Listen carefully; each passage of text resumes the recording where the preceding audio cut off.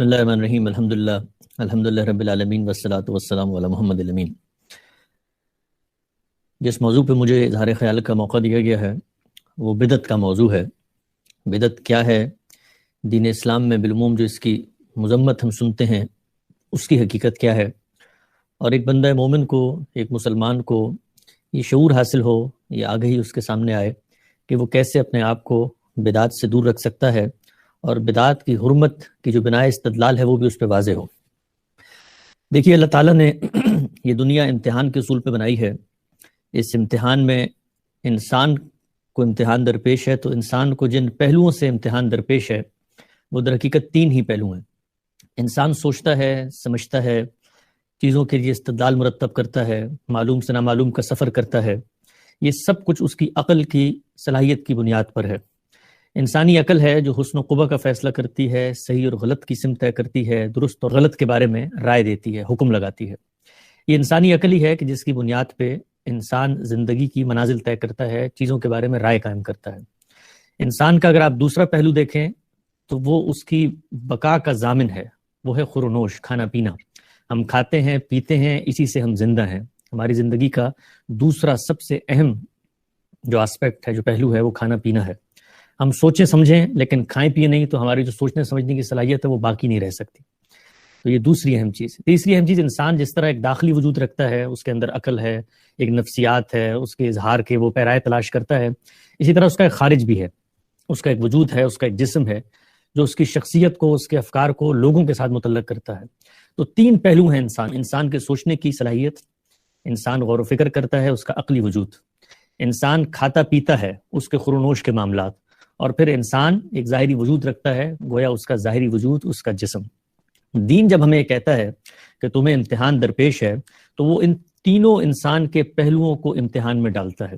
اس امتحان میں کامیابی کا کرائیٹیریا کیا ہے؟ امتحان میں کامیابی کا کرائیٹیریا ہے کہ آپ پاکیزگی کا رستہ اختیار کریں، فکر و عمل میں پاکیزگی، اس کے نتیجے میں آپ کے یہاں اخلاقیات کا تصور پیدا ہوتا ہے۔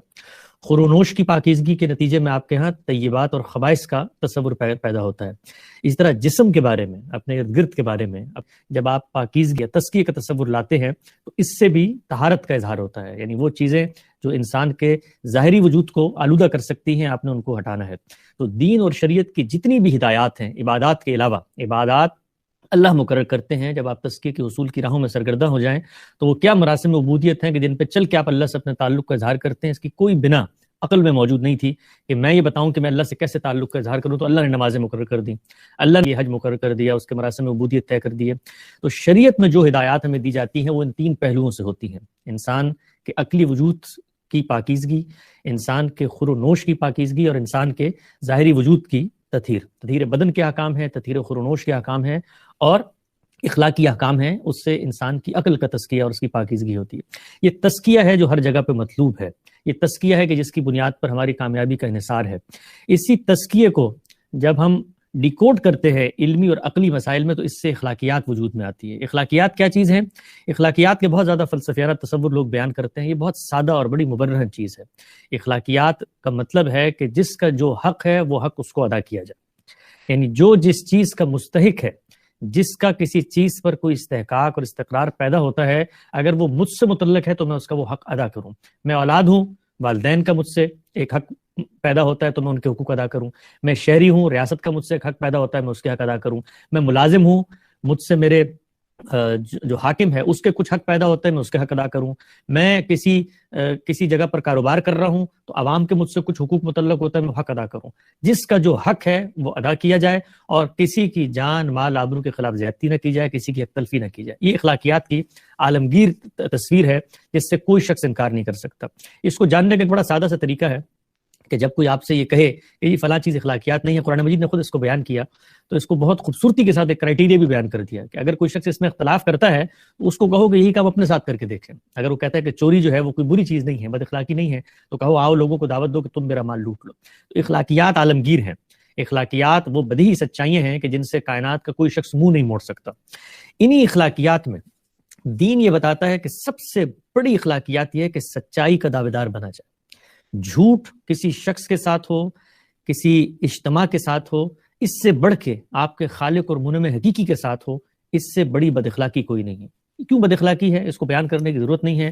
ہر انسان ہی جانتا ہے کہ جب ہم جھوٹ بول رہے ہوتے ہیں تو اصل میں دوسرے کا حق تلف کر رہے ہوتے ہیں, دوسرے سے غلط بات منسوب کر کے بیان کر رہے ہوتے ہیں. اس کا حق تھا کہ ہم اس کی طرف سے جو بات کر رہے ہیں وہ سچائی کے ساتھ, دیانتداری کے ساتھ جو کچھ اس نے بیان کیا وہ لوگوں تک پہنچا دیں.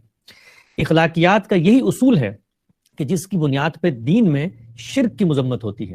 یہ شرک جب ہم پڑھتے ہیں, لکھتے ہیں, لوگوں کو مذہبی لوگ بتاتے ہیں بھئی شرک نہ کرو, تو ذہن میں یہ بات آتی ہے کہ جیسے یہ کوئی مذہبی تصور ہے, یہ کسی مذہبی یا ڈیوائن اسکرپچر میں آ کے بتا دیا گیا ہے کہ جیسے شرک ایک بڑی ممنوع چیز ہے, بالکل ایسی جیسے سور کھانا ایک ممنوع چیز ہے یا جس طرح خون پینا کوئی ممنوع چیز ہے. ایسا نہیں ہے, ان چیزوں کی بھی اخلاقی اساسات موجود ہیں. سور دین میں ایسے نہیں ممنوع قرار دیا گیا, کبھی اس کا موقع ہوا تو انشاءاللہ میں بتاؤں گا. لیکن شرک کی جب ممانعت کی بات کی جاتی ہے تو اس کے پیچھے بھی یہی اخلاقی نقطہ نظر ہے کہ آپ اللہ کے بارے میں یہ کہتے ہیں کہ اس کا کوئی ساجھی, اس کا کوئی سبارڈینیٹ, اس کا کوئی مددگار ہے. یہ بات اگر میں اللہ کے بارے میں کہہ رہا ہوں تو اس کے لیے ضروری ہے کہ میں اللہ کی سند لے کر آؤں, اللہ سے اس بات کو کلیریفائی اور ویریفائی کرواؤں کہ اللہ نے یہ بات خود کہی ہے کہ جی فلاں میرا ساتھی, فلاں میرا سبارڈینیٹ, فلاں میری ذات سے ہے یا میں اس کی ذات سے ہوں یا خلق میں یا تدابیر امور میں وہ میرا ساتھی ہمدم ہے. اس کے بغیر اگر ہم خدا کے بارے میں کوئی دعویٰ کرتے ہیں تو یہ جھوٹ ہے, بد اخلاقی ہے. اسی بنیاد پر آپ اگر دیکھیں ہمارے استاد جناب جاوید احمد غامدی صاحب نے اخلاقیات کے مباحث میں شرک کو رکھا ہے. دین کی جو اصولی ہدایات ہے وہاں پہ شرک کو نہیں رکھا ہے. یعنی وہ ہدایت کی حقیقت کیا ہے, اس ہدایت کی حقیقت یہی اخلاقی تصور ہے. جب شرک ممنوع قرار دے دیا گیا اور اس کی اساس جھوٹ ہے تو اس کے بعد اللہ تعالیٰ نے سورہ اعراف کے اندر جہاں پر حرمت کے وہ اصول بیان کیے ہیں اور وہ سب کے سب اخلاقی اصول ہیں. اس وقت موقع نہیں ہے کہ ان تمام اصولوں پہ بات کی جائے, میں براہ راست اس چیز پہ آتا ہوں جو یہاں کا موضوع ہے, بدعت.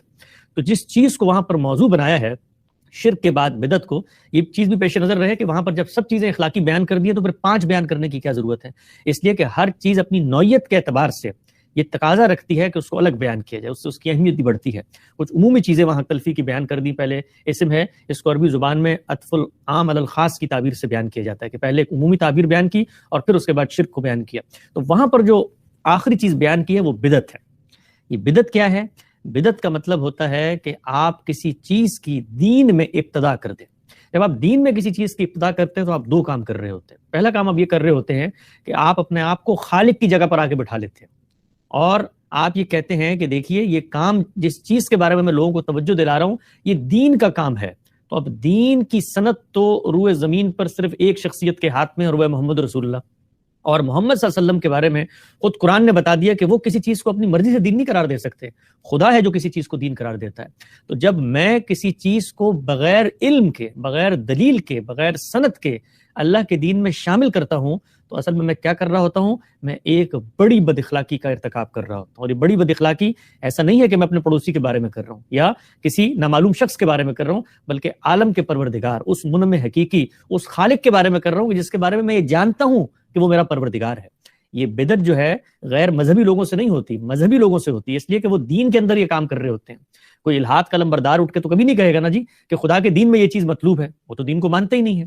جو لوگ دین کو مان رہے ہوتے ہیں تو دین کو ماننے کے بعد کسی دینی حکم کے بارے میں یہ کہنا کہ دین میں یہ مطلوب ہے اور دین میں وہ نہ ہو, اس کی کوئی سند نہ ہو, اس کی کوئی حجت نہ ہو, اس کی کوئی دلیل نہ ہو, یہ بدعت ہے. اسی طریقے سے جب ہم یہ کہتے ہیں کہ کوئی چیز دین میں نہیں ہے تو دین میں جب بھی کوئی حکم دیا جاتا ہے وہ اپنے حدود و شرائط کی رعایت سے دیا جاتا ہے. لہٰذا صرف اس چیز کا نام بدعت نہیں ہے کہ آپ کسی نئی چیز کو دین میں شامل کر لیں, بلکہ بدعت اس چیز کا بھی نام ہے کہ دین میں کوئی حکم دیا گیا تھا, آپ نے اس کے حدود و شرائط کو تبدیل کر لیا. مثالیں دیتا ہوں. دین میں یہ چیز کہیں بیان نہیں ہوئی کہ جس وقت کوئی شخص دنیا سے رخصت ہوگا تو اس کے بعد سارے لوگ بیٹھ کر قرآن مجید کی تلاوت کریں گے. یہ دین کے کسی ماخذ میں, کسی سورس میں کہیں بیان نہیں ہوئی. آپ نے ایک چیز کو میت کے مرنے کے بعد ایک عبادیاتی رسم کے طور پہ معاشرے میں اس کا اجرا کر دیا. یہ صریحاً بدعت ہے. اس لیے کہ اگر یہ کوئی دینی عمل تھا, جس طرح تجہیز ایک دینی عمل ہے, تکفین ایک دینی عمل ہے, آپ کفن کرتے ہیں, آپ جنازہ پڑھتے ہیں, یہ دینی عمل ہے, اس کی سند سنت میں موجود ہے.